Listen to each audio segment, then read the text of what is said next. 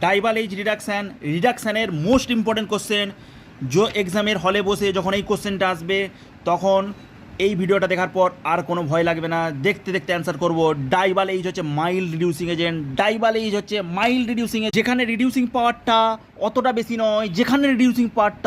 বেশি নয়, যেইটা আমাদের সায়ানাইড এস্টারকে রিডিউস করতে পারে। কি বললাম? সায়ানাইড এস্টারকে রিডিউস করতে পারে।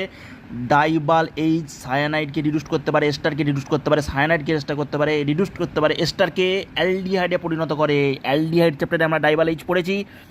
ডাইবাল এই যে একটাই হাইড্রোজেন আছে, এটা আমাদের কি করতে পারে? রিডিউসিং এজেন্ট, যেটা আমাদের সিএইচও অ্যালডিহাইড করতে পারে। কাকে? সায়ানাইড এস্টারকে অ্যালডিহাইড করতে গেলে কি করতে হয়? ডাইবাল এইচ আমাদের অ্যালডিহাইড তৈরি করে সায়ানাইড এস্টার থেকে।